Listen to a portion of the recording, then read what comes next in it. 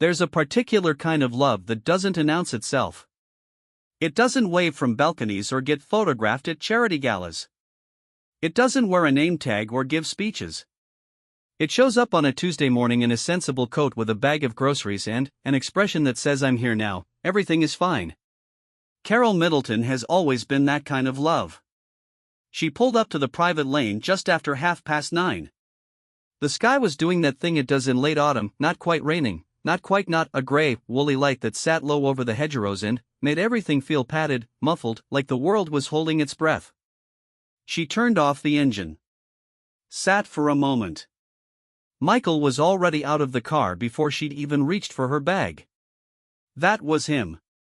Always first through the door. Always the one to take the weight of the bags so nobody else had to. 60-something years old and still moving like a man who considers standing still a mild moral failing. "Leave the flowers," Carole said, stepping out. "I'll get them in a minute. I've got them." "Michael." "Leave the..." He had the flowers. She watched him walk toward the house and felt something she couldn't quite name. Something that lived between gratitude and ache. Because she knew what this week had been. She knew what the house looked like inside, not the rooms, but the atmosphere of it. The particular quality of air that settles over a family when one person is carrying too much and everyone else is trying to carry it with her without making her feel carried. Catherine had sounded fine on the phone. Which meant she wasn't. Carole had learned to read that specific fine years ago. She knew the version that meant actually fine, and she knew the version that meant I am operating on approximately 4 hours of sleep and the iron will of a woman who will not let the children see her frightened. The second version had a slightly higher pitch. A crispness to it, like a fresh piece of paper. That was the version she'd heard on Sunday. So here they were. The door opened before they knocked. George was standing in the entrance hall in his school jumper, one sock on, one sock conspicuously absent. He had jam on his chin and an expression of profound philosophical calm, the way small boys sometimes do when they've already accepted that adults will never fully understand them. "Grandpa," he said, with the gravity of a man greeting a long-awaited colleague. "My boy." Michael crouched down, and the hug that followed was the kind that has no agenda. No performance. Just a grandfather folding himself around a child and the child allowing it completely. Carole stepped past them both, following the sound of the kitchen. She found Charlotte at the table with a bowl of cereal she was clearly not eating, stirring it in slow, contemplative circles. Louis was on the floor with a wooden train set, narrating an elaborate disaster scenario involving what appeared to be a bridge collapse and several very unlucky passengers. He was doing the voices. The kitchen smelled of toast and someone's half-finished coffee. Catherine was at the counter with her back turned, rinsing something in the sink. Her hair was up. Her shoulders were set in that particular way, the way that looks composed from a distance but, up close, is the posture of someone who has been holding themselves together since before breakfast. "Mum." That was all she said. She didn't turn around immediately. Carole set her bag on the chair. Didn't rush across the room. Didn't make it a moment. Just said, "I brought the lemon cake you like."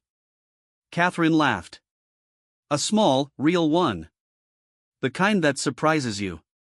She turned around. Her eyes were fine. Her face was fine. But Carole saw the thing behind the fine, the tiredness that isn't about sleep, the weight of months that had resettled itself into the set of her jaw, the way she held the dish towel in both hands like she needed something to hold. "You didn't have to come." "I wanted the drive," Carole said, which was not entirely untrue. Michael had George on his shoulders by the time Carole brought the tea through to the sitting room. Charlotte had materialized from somewhere and was now installed on Michael's left side, explaining something at length about a disagreement with a classmate involving, Carole caught the tail end of it, a pencil case. Michael was listening with the full attention of a man who understands that pencil cases are, at this age, a matter of some consequence. Louis had brought his train bridge collapse into the sitting room and was now recruiting Grandpa's feet as additional track infrastructure. This was the thing about Michael that people who didn't know him sometimes missed. He was not a man of large gestures. He'd never been the one for grand speeches or elaborate surprises. But he had this quality, this absolute there-ness, that children dissolved into. He was solid. Warm. Reliable in the way that old houses are reliable, the way the smell of wood smoke is reliable. You didn't think about it until you needed it, and then you felt it in your chest. Charlotte was still talking. Michael was still listening. George, from his perch on Michael's shoulders, had begun a separate but parallel monologue about something he'd learned at school that week. Something about volcanoes. The details were enthusiastic and scientifically approximate. Carole set down the tea tray. Catherine was in the armchair, not quite joining the chaos, but near enough to feel it. Her legs were tucked up under her. She had that look she sometimes got. The one where she was watching her children and feeling the full weight of them.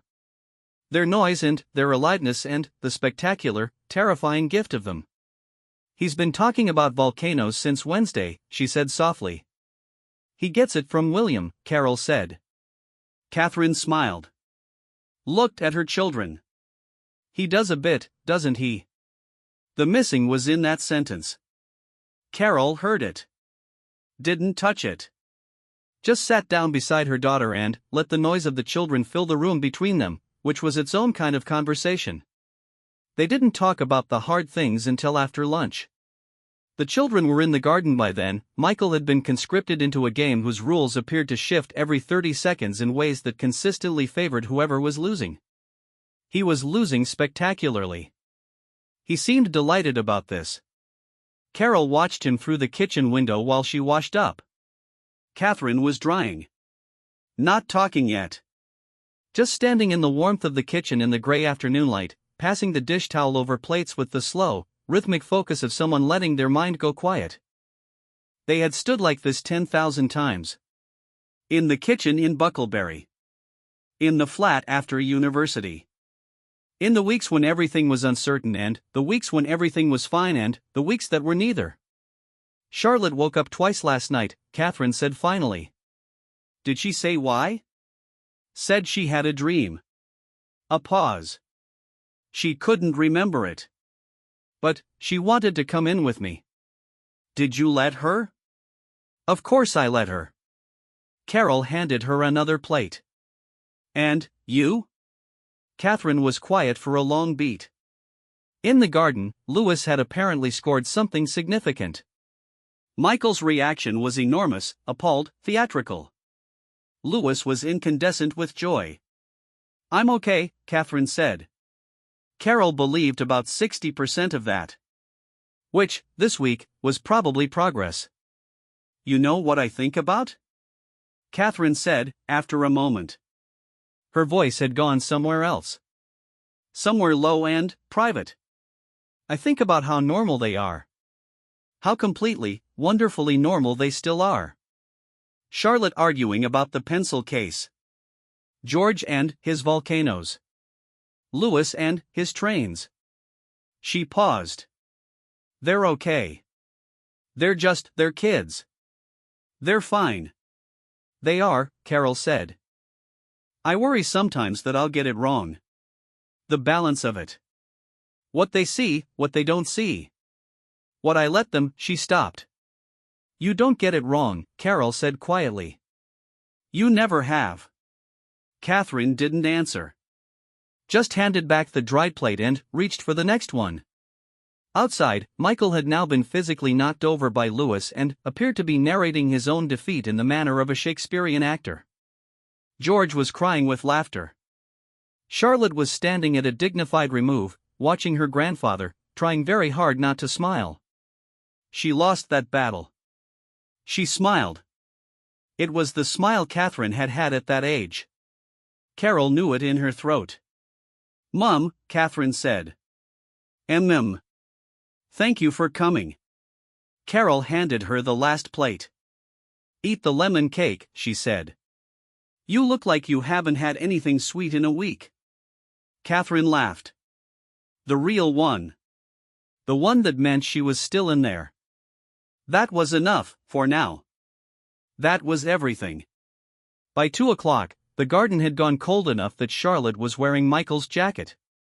It swallowed her completely. The sleeves hung past her hands. She walked around in it with the absolute confidence of someone who considers this a perfectly reasonable arrangement and would entertain no questions about it.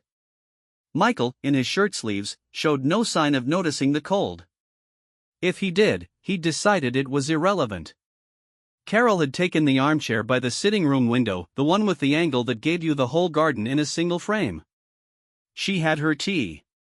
She had the particular quality of stillness she'd developed over decades, the kind that doesn't advertise itself, that can hold an entire room quietly without anyone quite registering it's happening. She watched her husband.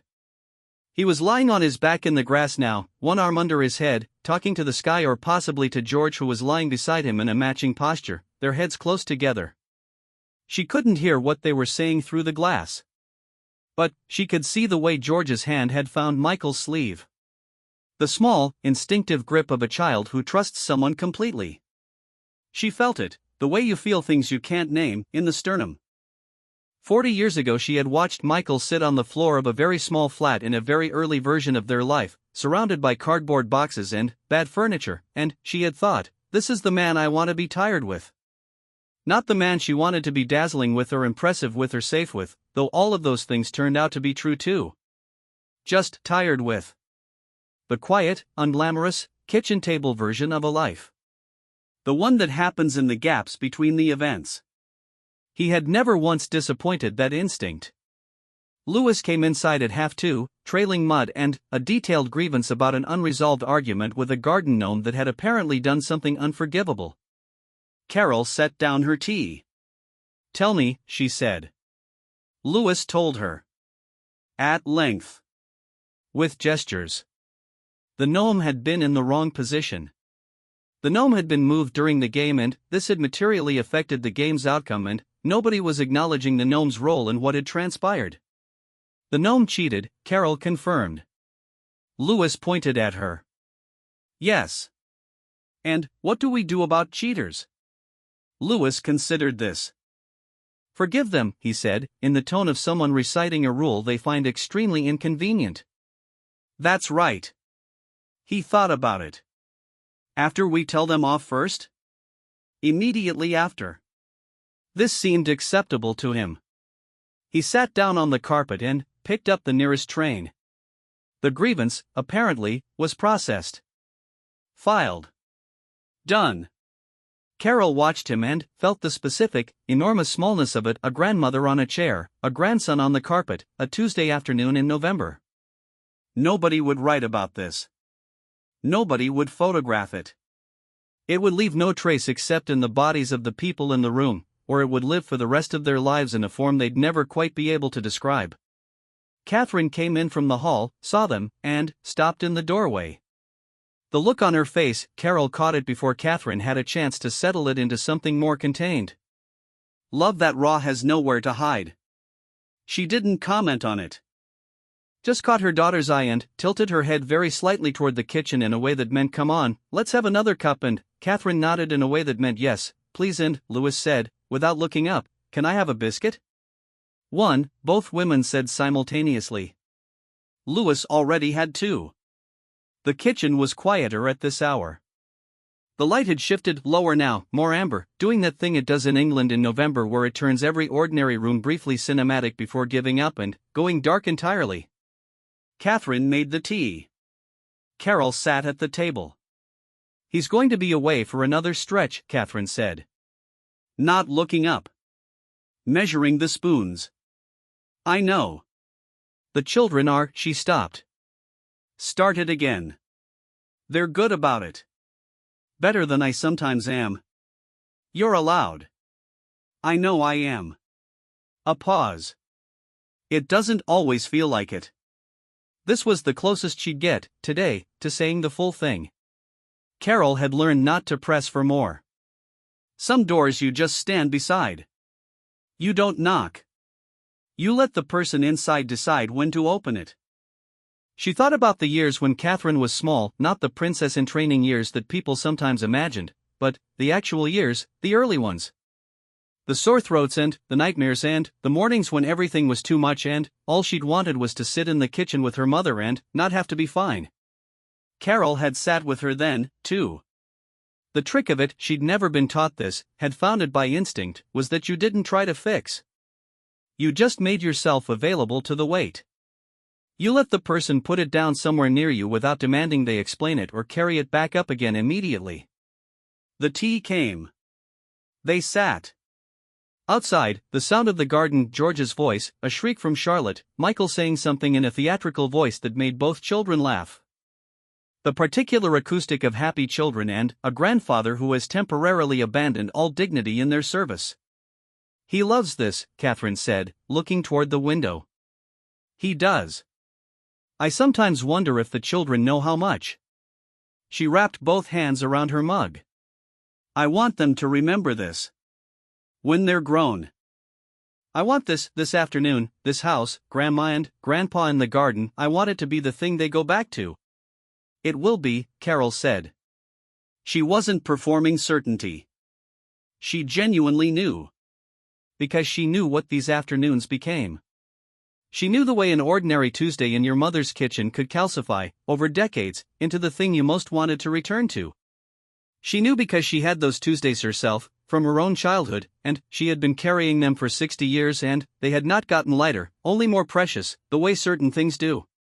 The lemon cake was good, Catherine said. I put an extra lemon in. I could tell. A silence that was comfortable in the way that only long love can make silences comfortable. Mum, Catherine said. Were you ever scared? When we were small. Of getting something wrong? Carole thought about this honestly. Every single day, she said. Catherine looked at her. And then, one day, Carole said, I looked up and you were fine. And Pippa was fine. And James was fine. And I realized I had probably gotten more things right than wrong without ever knowing which was which. Catherine was quiet for a long moment. Okay, she said. Which was not a small thing. Charlotte came in at 4 with a catalogue of complaints about George and a renewed request for the biscuits that had apparently been unfairly rationed. She stood in the kitchen doorway still wearing Michael's jacket, her hair escaping its braid, mud on one knee, utterly certain of her welcome. Carole opened her arms. Charlotte walked into them the way children walk into things they've never had to think about. Easy. Total. Without a syllable of hesitation. Carole held her granddaughter and, over her shoulder met her daughter's eyes and, Catherine was doing the thing where she was trying not to cry, which meant she was thinking about all the parts of their life she couldn't control, all the distances and, the waiting and, the particular loneliness of being the one who stays and, keeps everything steady while the world watches. Carole held Charlotte a moment longer. She didn't let go until she felt Charlotte start to wriggle, which was the signal that the moment was complete. Then, she said, 1 biscuit. And you share with your brother. Charlotte took 2. In the garden, Michael was teaching George something. Something about the stars, it looked like pointing up at the gray afternoon sky where no stars were visible but, apparently existed in principle, which George seemed to find philosophically adequate. The amber light was nearly gone. The house held them all. By 6, Louis was asleep on the sofa. He'd gone down mid-sentence, which was the only way Louis ever did anything fully committed, no transition, like a switch thrown. One moment he was narrating a complex revised theory about the gnome situation. The next he was simply, completely, out. Michael had put a blanket over him. He'd done it in the way he did everything, quietly, without announcement, without making it a moment worth noting. He'd just gotten the blanket and put it over the boy and tucked it in around his feet with the practiced efficiency of a grandfather who has done this many times and expects to do it many more. Carole watched from the doorway. The lamp in the corner made the room golden.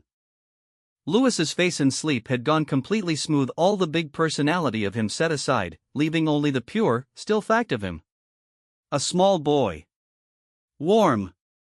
Safe. Breathing. Michael straightened up, looked at his grandson for a moment. His face did something she recognized. She'd seen it the first time each of their own children had fallen asleep in his arms. She'd seen it when Charlotte was born and he'd been allowed to hold her and he'd stood there for 15 minutes not saying anything at all, just holding her. She'd seen it in waiting rooms and doorways and across tables over 40 years of their life together. The face of a man encountering something so good he doesn't quite know what to do with it. He looked up. Saw her watching. Didn't look embarrassed. Held out his hand. She took it. Charlotte and George were upstairs doing homework or what passed for homework at their respective ages, which for George involved several crayons and considerable creative latitude. Catherine was at the kitchen table with her laptop, working through something that required frowning. She'd told them to go sit down, that she'd be 10 minutes. That had been 40 minutes ago. Carole made her a fresh cup of tea and put it beside the laptop without a word. Catherine said, without looking up, "Thank you, Mum," and the words were so habitual, so worn smooth by repetition, that they'd become something beyond thanks, more like an acknowledgement. I see you. You see me. This is us. Carole went back to the sitting room. Michael had found a book from the shelf, something about the Second World War, which was his reliable genre. He was in the armchair, glasses on, already absorbed. The lamp was warm. Louis was asleep on the sofa. She sat opposite him. She thought about nothing in particular. Or rather, she thought about everything in the unfocused way you can when you're sitting somewhere safe and warm and the people you love are within earshot. The thoughts not quite arriving as thoughts, more as feelings in the shape of memories, the cottage in Wales when the children were young and it rained for 4 days straight and they played Monopoly until they all hated each other and then laughed about it at dinner. Catherine's wedding, the specific quality of morning light through the window of the room where Catherine was getting ready, the way she turned and looked at her mother and neither of them had needed to say anything. Pippa calling from wherever in the world she was. James's last birthday. The garden at Bucklebury in July. A life. An unremarkable, irreplaceable life. She listened to Louis breathe. The children came down at 7 in their pajamas. Charlotte had washed her face but missed a patch of mud behind her ear. Carole pointed at it. Charlotte rolled her eyes in a way that was so precisely the role Catherine had had at that age that Carole felt the year's telescope, all the versions of her daughter's face collapsing into one. She got the mud. George wanted to know if Grandpa was sleeping. He's reading, Carole said. Oh. George looked at the book. About the war again? About the war again. George seemed to find this consistent with his understanding of Grandpa as a person. He climbed onto the sofa beside the still sleeping Louis, tucking himself in with the comfort of a child who has decided his brother makes adequate furniture. Charlotte took the armchair beside Michael. She didn't say anything. Didn't do anything. Just sat there in the warm lamplight in her pajamas, close enough to Michael that her shoulder was against his arm, and looked at her hands. Michael didn't comment on it. Didn't make a fuss. Just shifted slightly to give her more of the armchair arm, and went on reading. Carole sat with her mug and watched the room. Catherine came in at 7:30, looked at her children, and stopped. The same doorway. The same expression as the afternoon, that raw, uncontrolled look that she didn't know Carole could see. Then, Louis woke up and said, blinking, "Was I asleep?" "Yes," said George. "Did I miss anything?" "Grandpa put a blanket on you." Louis looked at Michael. "Thank you, Grandpa." "My pleasure, love." Louis sat up. Took stock of the room. "Is it dinner?" "Soon," Catherine said. He seemed to find this acceptable. He reached for the nearest train, which had migrated into the sitting room at some point, and resumed where he'd left off. Whatever saga the trains were currently enacting, it appeared to have evolved in his absence. Charlotte said, without looking up, "Mum. Can Grandma and Grandpa stay for dinner?" "Of course," Catherine said. She looked at her parents. Carole looked back at her daughter, this woman she had made, who had made these children, who was standing in the door of her house with her family in the warm light of a November evening looking at something she both had and was afraid of losing, which is the condition of everyone who loves anything, and, Carole thought, you were going to be okay. Not because nothing would be hard. Not because the distances wouldn't keep aching or the waiting wouldn't be exhausting or the weight of holding it all together would somehow get lighter. But, because of this. Because of a Tuesday. Because of a blanket on a sleeping boy. Because of mud behind an ear and lemon cake and a grandfather on his back in the grass pointing at a sky with no stars in it yet, teaching his grandson to look for them anyway. Because she would show up again next week. And the week after. Because that was the job. Not the one anyone would write about. Not the one with a title or a uniform or a public record. The other one. The one that started the day your children were born and, never, not once, required you to clock out. I'll set 2 more places, Catherine said. She was smiling. Michael put his book down. Right, he said, to no one in particular, with the tone of a man who is precisely where he wants to be. What are we eating? The children all answered at once, 3 different, incompatible answers, all delivered at full volume with equal confidence. The sitting room went loud. Then, louder. Carole caught Michael's eye across the room. He was smiling. She was smiling. The children were still arguing. The lamp was warm. The house held. Later, much later, after the washing up and the reading of several books and the negotiating of bedtimes and the final glasses of water and the one last trip to the bathroom, Carole and Michael stood in the quiet hallway putting on their coats. Catherine hugged her mother at the door. Long. The kind of hug that says the thing you don't know how to say. Drive safe, Catherine said. We always do, Carole said. She meant more than that. So did Catherine. The door closed. The light went out. The lane was dark and cold and quiet. Michael took her hand as they walked to the car. Neither of them said anything. They didn't need to.